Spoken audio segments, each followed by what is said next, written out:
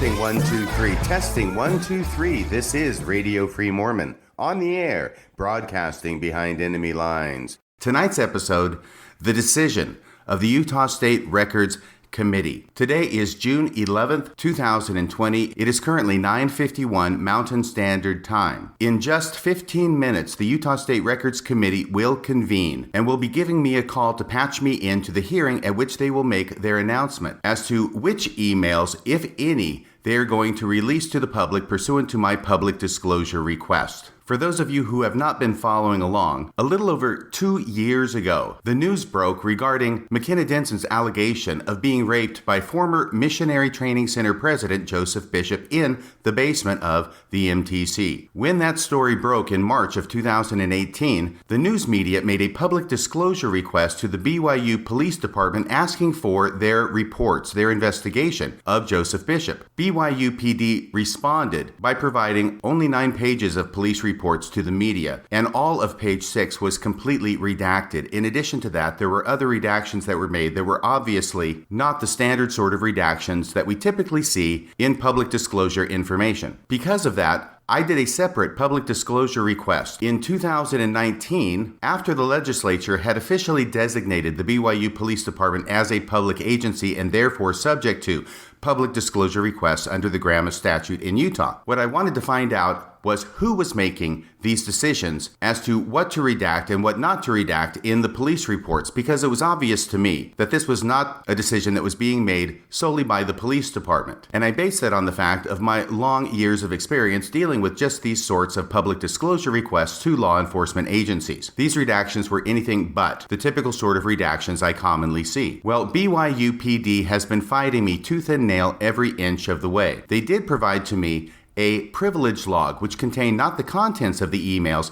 but the fact that there were approximately 30 to 40 different emails that were sent relating to this issue, i.e. relating to instructions, advice, directions to the BYU PD as to what they should redact and what they should not redact in those police reports, and those instructions are in the form of emails. The persons referenced in those emails, either as the sender of emails, the receiver of emails, or CC'd in the emails, include 3 employees of BYU who are not attorneys and not employees of the BYU Police Department, as well as 4 to 5 attorneys. Now, each and every one of those attorneys claims to represent not only BYU PD, but also the private organization of Brigham Young University itself. I have challenged the appropriateness of attorneys who are representing BYU, a private corporation, involving themselves in directing a public agency, which is what BYU PD is, in how this public agency should respond to public disclosure requests. It appears obvious to me that this is a conflict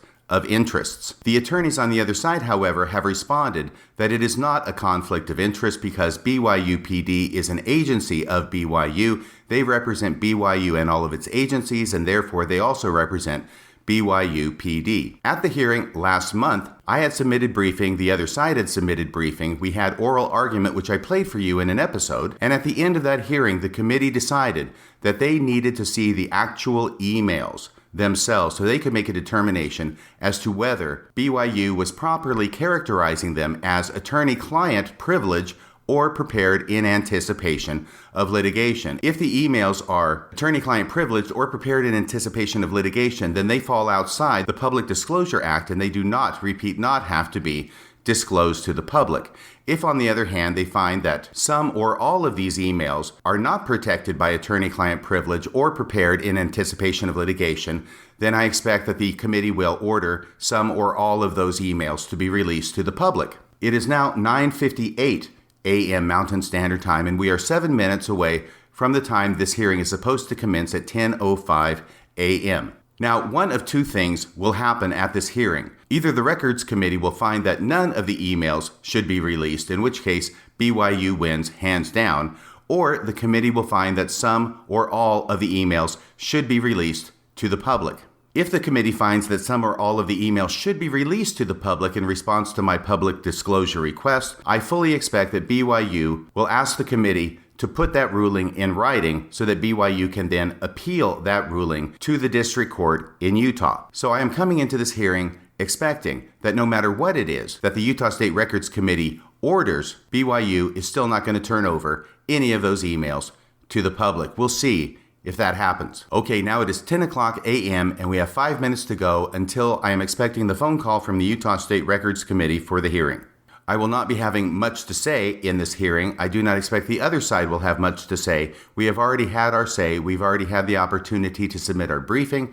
And what we are doing today is waiting on the Utah State Records Committee to issue their final ruling. I did find out a couple of weeks ago that BYU did turn over those emails to the Records Committee, that copies were made for each of the individual members of the committee, and that they have therefore had 2 weeks to review them individually and as a committee and make their determinations. As I say, once again, the purpose of this hearing is for them to announce their decision based upon their review of the emails themselves. It is now 10:02 a.m. Mountain Standard Time. We have 3 minutes to go before I'm expecting to get a phone call. I really have nothing else to say at this time, so I will recommence the recording once the phone rings. Okay, here we go. Ken Williams. I am the Chair Pro Tem of the State Records Committee. We have the committee all present and also the respondent Brigham Young University Police on the call. And this was a continuance from last month. And so since we've already had testimony, we're going to move to deliberation. And the committee has met in closed session to review the records in camera. And so I'm opening up to the committee for deliberation now. And just a clarification, Ken, the committee reviewed the records in camera and then met to discuss what was reviewed. Yeah. Because we reviewed them in camera individually. And just while I'm at it, I'll just say that even though I was part of the original session, I was not able to complete the in-camera review, so I'll be abstaining from the vote. Thank you, David. And you'll be making the same comment. Yeah, I haven't been party to the original hearing or the in-camera review, so I will be abstaining from the vote as well. Okay. And both of you will be listening in, I guess, on the deliberation, so. Yes. Thank you. And then I just wanted to have on record how we handled the in-camera review. The records were provided to the committee, and they were delivered here to the archives building to the secretary, and then I took possession of the records, and the committee members reviewed those here at the archives building by appointment. So they came in one at a time and reviewed the records. So I just wanted everyone to be aware that that's the process. The records are here in my possession now and will be returned. So I'm opening it up to deliberation now.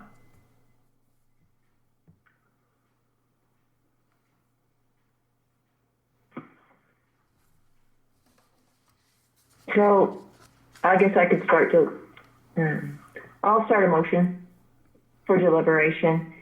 I move that the records are appropriately classified under 305, 18, and 17. After having reviewed the records in camera, I move that the records were appropriately classified in 305, 17, and 18. So Tricia, that classification then has them as protected records, correct? They're protected records under attorney-client privilege, work product, and work done, in this case, by an attorney in preparation for an administrative proceeding, in this case. I'll second. Yeah. Having said that,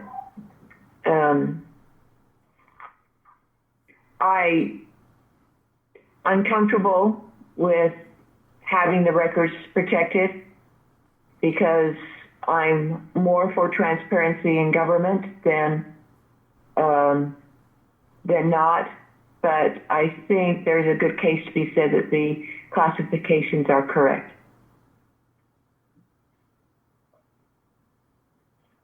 So Tricia has made a motion and it was seconded by Holly Richardson. Is there any discussion to the motion, I guess, at this point? I really would like discussion to the motion from other committee members.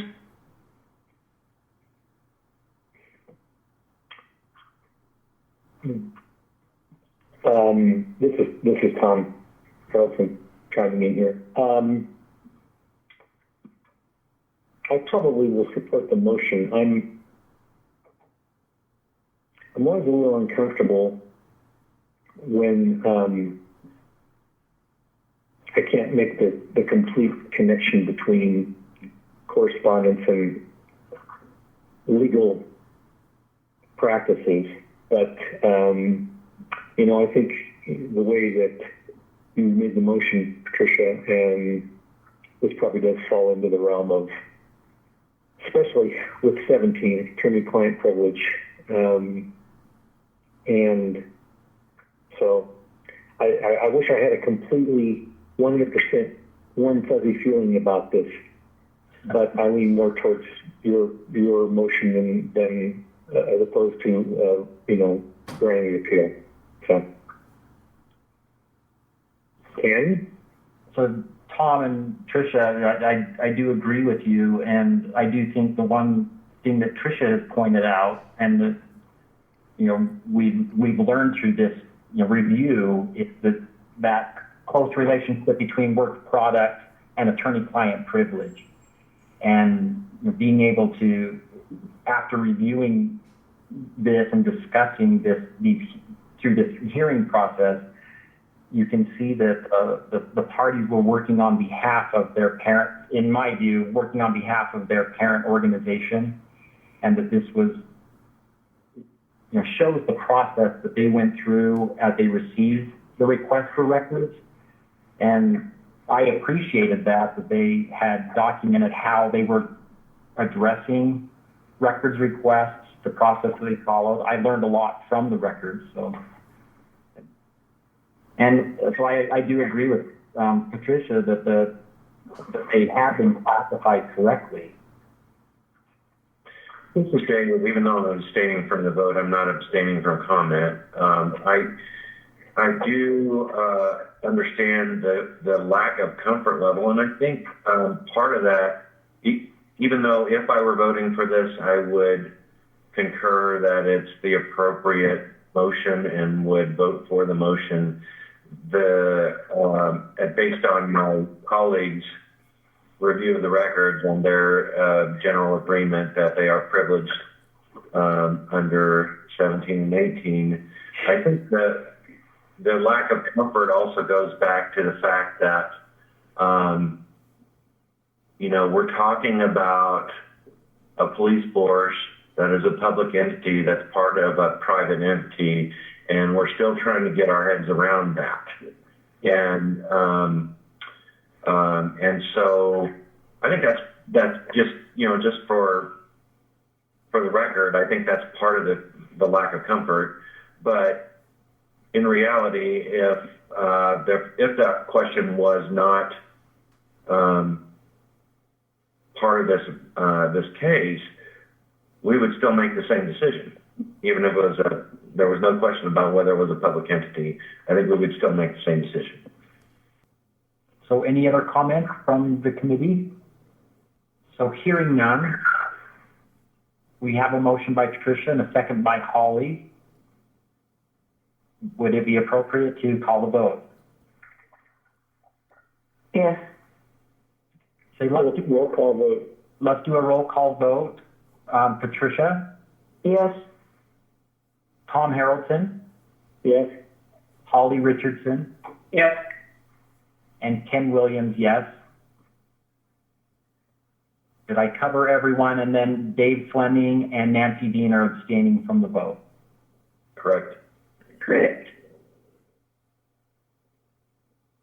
So the vote is unanimous, and I guess the final instruction would be that the order will go out, Paul, in 7 business days. In 7 days, and we thank the parties for participating in this hearing and your patience in getting this underway. And And can they also, after the order is signed, they have 30 days, either party may appeal to district court in 30 days. For that clarification date of the order. So 30 days from the date of the order. Yes.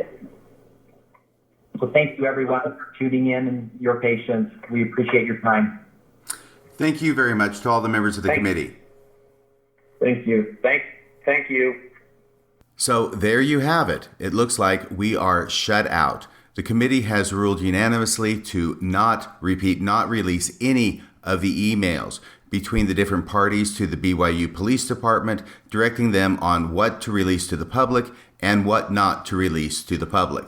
I am shocked, but not surprised. I think the most interesting part of the entire proceeding was the level of discomfort that was manifested by several of the committee members with the fact that attorneys representing the private corporation of Brigham Young University were involved in telling a public agency, BYU PD, how to respond to public disclosure requests. Nevertheless, their ruling is clear. But really, I think we have enough facts, even without seeing the emails, to know exactly what was going on. Attorneys representing the interests of BYU were telling BYU PD what to tell the public and what not to tell the public relating to their investigation of Joseph Bishop.